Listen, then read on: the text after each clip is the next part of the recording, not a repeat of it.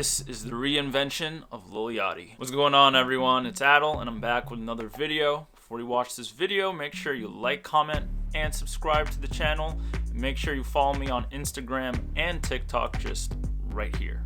So in this video, I'm going to be talking about Lil Yachty and the new album that he just dropped. So this past Friday, Lil Yachty just dropped his latest album, which is called Let's Start Here. And it's not exactly what you would expect out of him. He basically took the walk to Poland and he came back with an indie, psychedelic, experimental rock album. And I gotta say, after listening to it for a couple of times, I really like this project and I'm really impressed with it. Now I just want to say straight off the bat that I'm not really too much of a fan of Lil Yachty's music.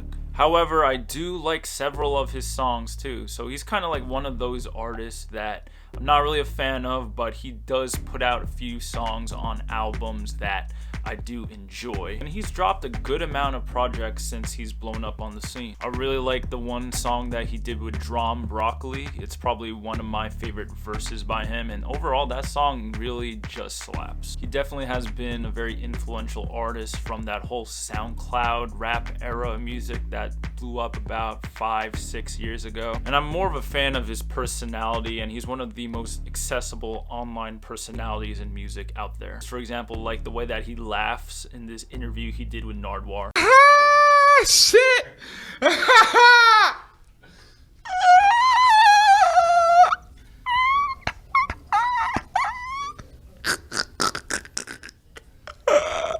Okay. But besides that, this album that he dropped is definitely a game changer. He's definitely come a long way since he dropped that bar in his song Peekaboo where he says, "She blows on that dick like a cello." This album has a very psychedelic rock experimental sound influence on here. A lot of people have been saying that this sounds very similar to the music of Tame Impala, which I can see. You know, Tame Impala literally is one of the leading bands and artists within that whole indie psychedelic rock genre. Lil Yachty literally was on a remix version of Breathe Deeper by Tame Impala from their latest album. And seeing that both Lil Yachty and Kevin Parker collaborated, you know, he definitely got a lot of influence from him. And some of the writers and producers who are credited on this album come from the indie rock scene, such as Mac DeMarco, Magdalena Bay, and Patrick Wemberly, who is a producer and was also part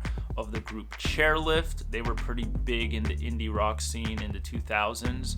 And some of the artists who are featured on this album are Tizo Touchdown, Fouché, Justine Skye, Diana Gordon, and Daniel Caesar. When I listen to this album, it feels like I'm going on a trip and everything feels so spacey and trippy in a way. And I'm very into that whole psychedelic, experimental indie rock sound. So it did remind me, of course, of the sound from Tame Impala's projects, just all their projects basically, like Currents and The Slow Rush and Lonerism, and then other acts like MGMT remind me a lot too. And even you could say like an experimental group like Gorillaz, that reminded me a lot of the music from there too. And I just liked how each track also just flawlessly transitioned into one another. It was very cohesive sounding and they just jumped from one track to the next. So it's kind of like you need to really listen to this album from top to bottom in sequence. I wouldn't really say that you could just listen to one track individually and just be fine with that. I personally feel like that in order to get the whole experience,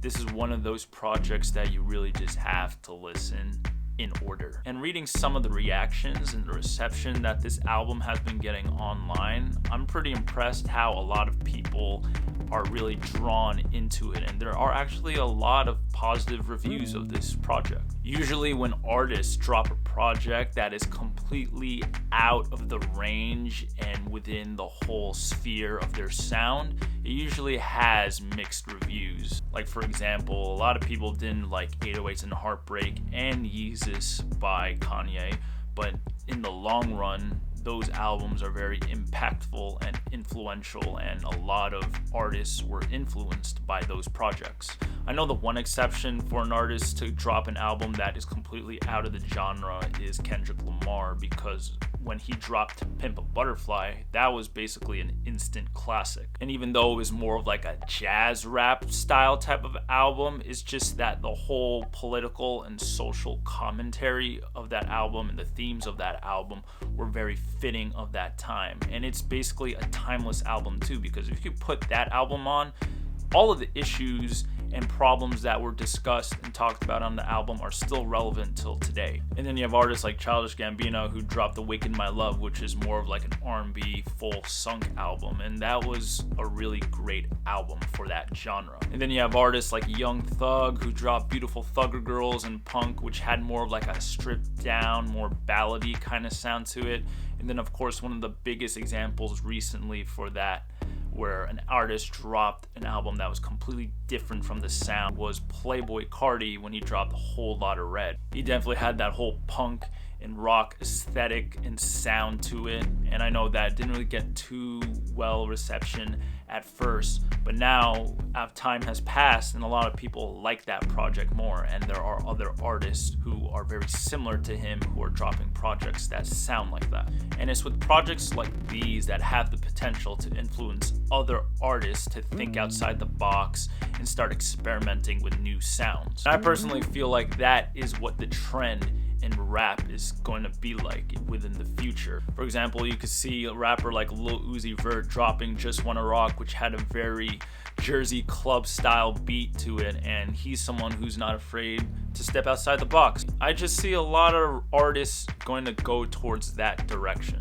and I feel as though that this album, Let's Start Here by Lil Yachty, has that potential too, to influence other artists to experiment with other sounds like indie rock, psychedelic rock, and all that kind of stuff. But yeah, I was really impressed with this album, and it's great to see the evolution of Lil Yachty and his craft and his sound. He's definitely come a long way, starting from the Double XL Freshman Cypher with all those other artists who are still big today. So I definitely recommend for anyone to check this project out. What are your thoughts on Lil Yachty and his latest project? Just comment down below what you think about that. And also don't forget to like, comment, and subscribe to the channel.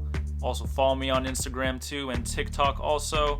And yeah, that's just about wraps up this video, so I'll see you guys later.